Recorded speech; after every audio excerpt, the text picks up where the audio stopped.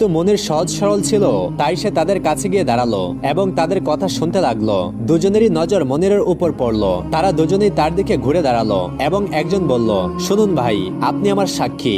বাজারে এই মহিলাটি আমাকে অপমান করেছে, এর সাক্ষ্য আপনাকেই দিতে হবে। অন্যজন বলল, ভাই আমার, আপনি আমার সাক্ষী। আল্লাহর দোহাই, রানী সাহেবার সামনে আপনাকে সবকিছু সত্যি সত্যি বলতে হবে।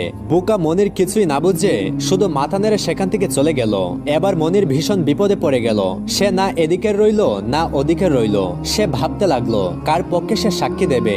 বাবা ছেলে মিলে পরামর্শ করলো এখন তাদের একজনের কাছ থেকেই পরামর্শ নেওয়া উচিত, আর সে হলো ফারিস, যে বুদ্ধির ব্যবসা করে। কারণ ফারিসের দেওয়া প্রথম পরামর্শটা তো মনির অমান্য করেছিল।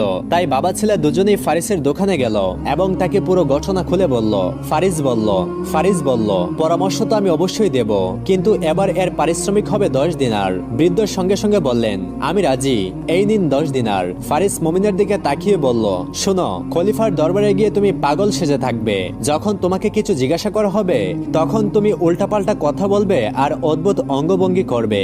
মনির এই প্রস্তাবে রাজি হয়ে গেল এবং তার বাবাও একমত হলো। এরপর বাবা ছেলে খুশি মনে বাড়ি ফিরে গেল। পরের দিন মনিরকে খলিফার দরবারে ডাকা হলো। খলিফা জিজ্ঞাসা করলেন, হে মনির, তুমি কি বলতে পারো যে এই দুই পরিচারিকার মধ্যে ঝগড়া কি নিয়ে হয়েছিল এবং দোষীকে? মনির অভিনয় করে বলল, খলিফা, আপনি ভালো আছেন? খলিফা, আপনি বরং এদের দুজনকে এখনই আমার সাথে বিয়ে দিয়ে দিন, তাহলে আপনি নিজেই বুঝে যাবেন দোষ কার। এই বলে সে জোরে সোরে হাসতে লাগলো এবং এমন এক অর্থহীন কথা বলতে শুরু করলো যে দরবারের সবাই হেসে ফেললো।